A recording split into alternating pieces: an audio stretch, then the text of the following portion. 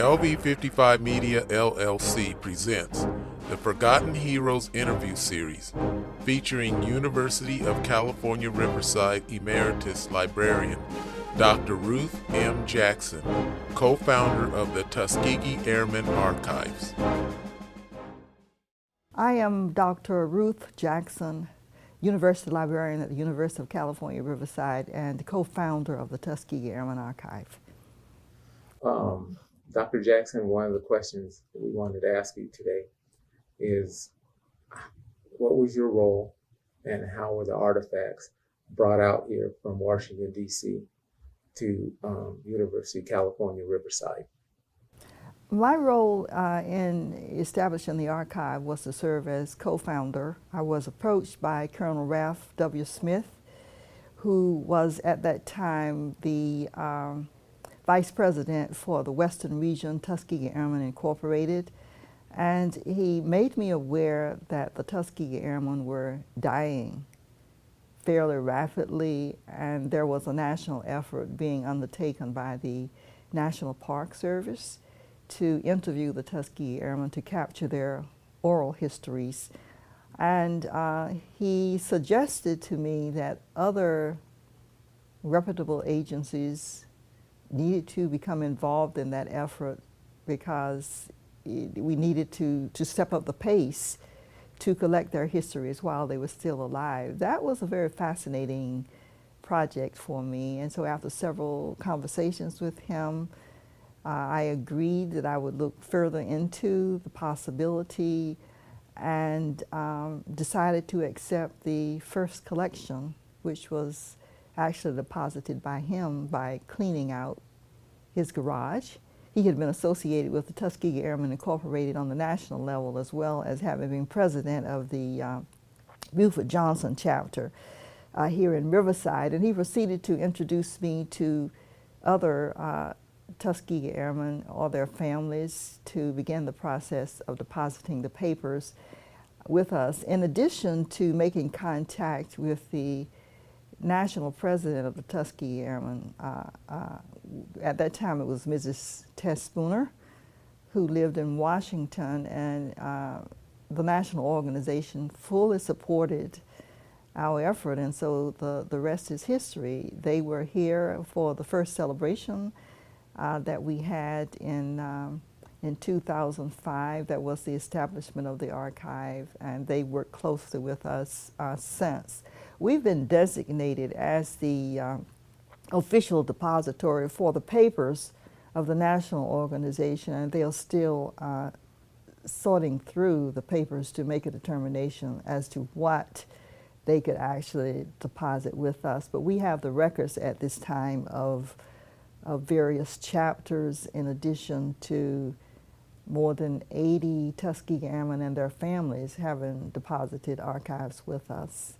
And so it has been a real pleasure for me to get to know the airmen and the women associated with the Tuskegee experience, and to have the celebrations to honor them on an annual basis. And with the annual celebrations, there are from 14 to 21 of them who are here each time.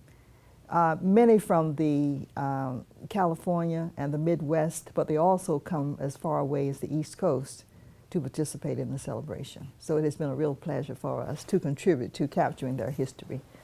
Well, one of the other questions I want to piggyback off of is, I understand that UC Riverside is going to have a celebration sometime in November to help celebrate the Tuskegee Airmen. Would you elaborate more on that event?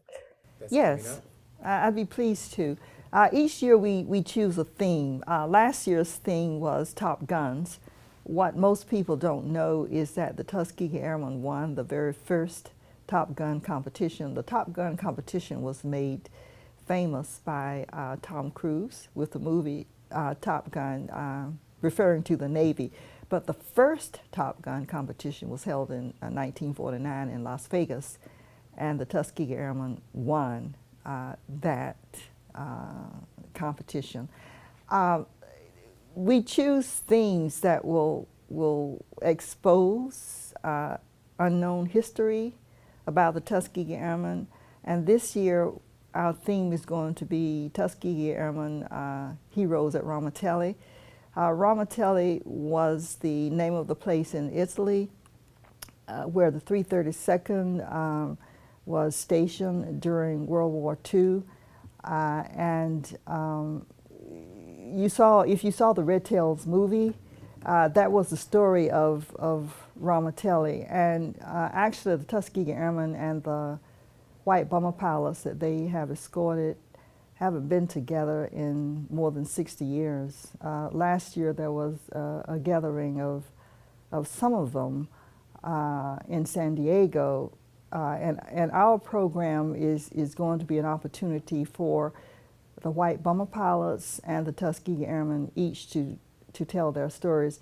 As you know from the movie, it was a process of discovery for the white bomber pilots to know that they were actually being escorted by black pilots. And so our program was centered around having them getting together to tell their perspectives on what happened, how the white pilots became aware of what happened, being escorted by African American pilots, and what their reactions were, and to have the Tuskegee Airmen talk about their exploits in escorting the bomber pilots on sorties. My hope is that I'll be able to get the Tuskegee Airmen who shot down the first German jet to come to talk about what that was like. You know, people always raise questions about how could a propeller plane overtake a jet. Well, I heard him give a description of that at the Tuskegee Airmen Convention earlier this year, and so it would be a delight, for example, to have him here. He was at Ramatelli. And I also have been able to get the names of white bomber pilots, some who actually stayed at Ramatelli. That's another story that most people don't know about, and that is over 17. There may have been more planes than that, but a group of pilots, because of bad weather, had to land at Ramatelli, and that was the first experience with many of them of actually having to share accommodations with African American fighters. So I'll be exploring both of those stories during the celebration this year. And I think it's essential for us to have programs of that type because the white pilots are also getting up in age and dying, and there's not a large number of them left either. And so we'll take the entire thing and entire program and make it available here in the archive as a part of their history. One other question we wanted to ask you: why should people know about the Tuskegee Airmen and their history within the Air Corps, Army Air Corps, Air Force? Mm-hmm. Why should young people and everybody, why should they know this history? What makes it so important?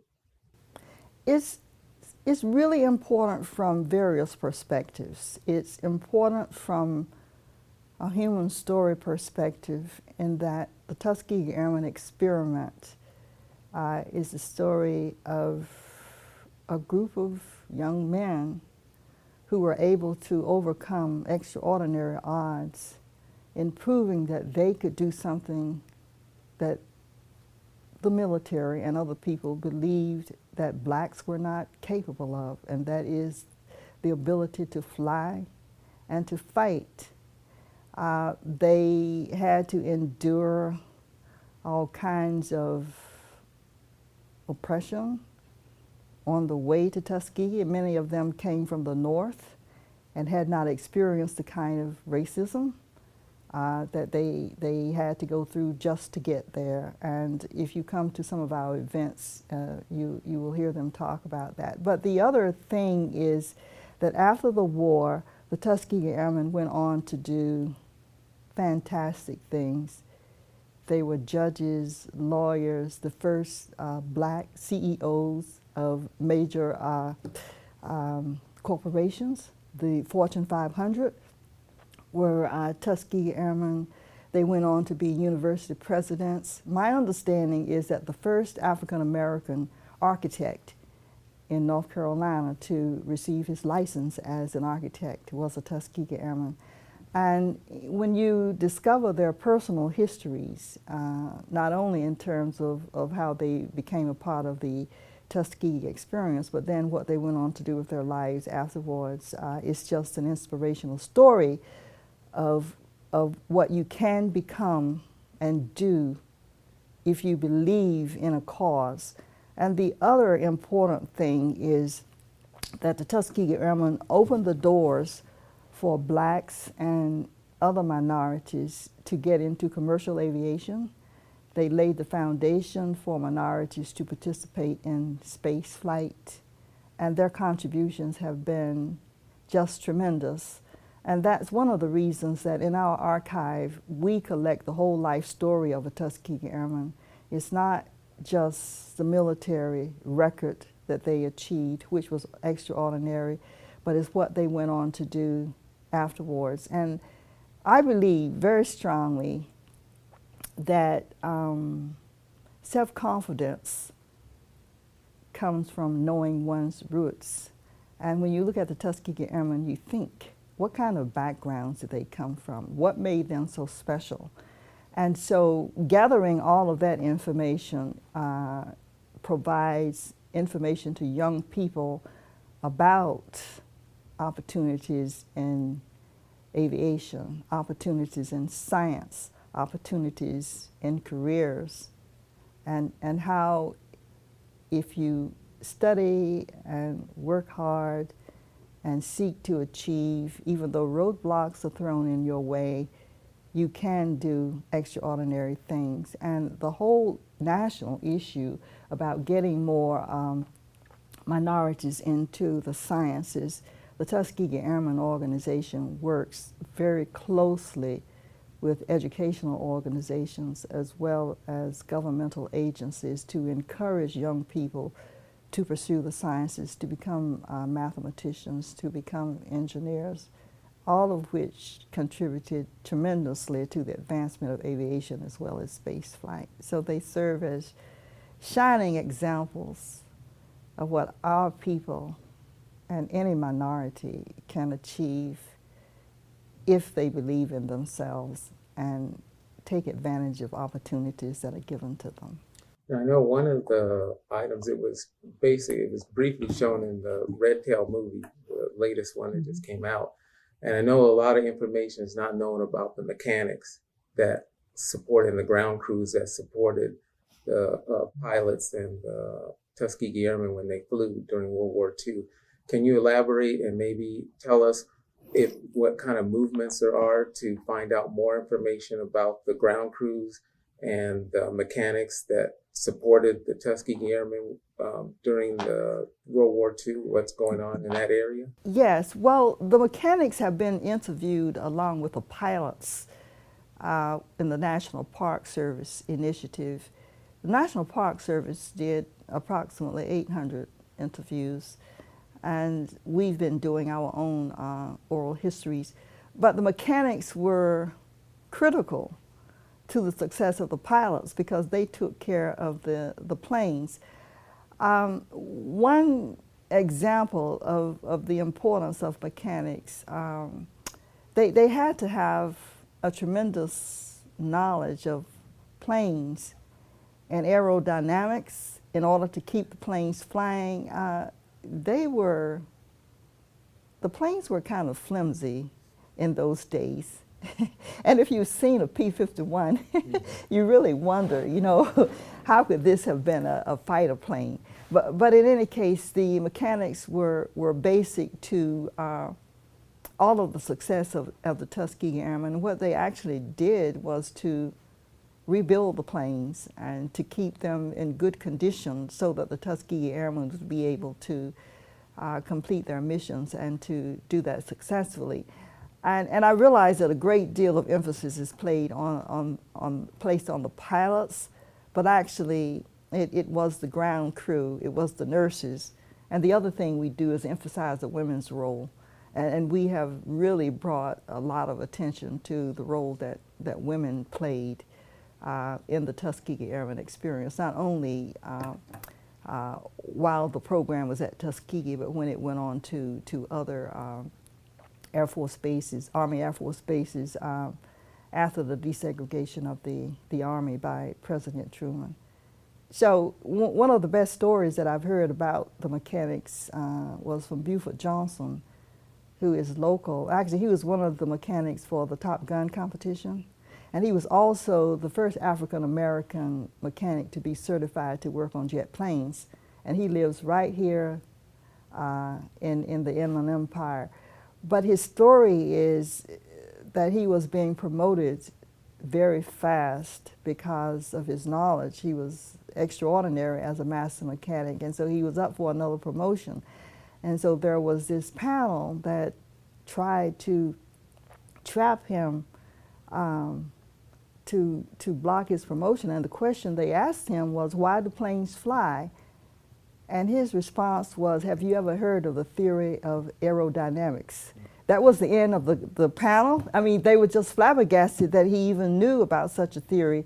And, but they had to have a great deal of knowledge. And one would think that a mechanic's job is relatively low level, but it actually isn't. Even in those days when planes were less complex than they are right now, it took a good mechanic to keep a plane in the air, and the pilots relied on them very heavily. So the mechanics are considered to be Tuskegee Airmen on the same par as the flyers were. Well, Dr. Ruth Jackson, it's been a pleasure interviewing you today. Thank you for your time. It was my pleasure. It was a great interview. Thank you very much. Thank you. It was my pleasure. You mean I was that good? Thank you. You know something? I was going to stop. This interview was conducted on location at the Tomas Rivera Library at the University of California Riverside in September 2012.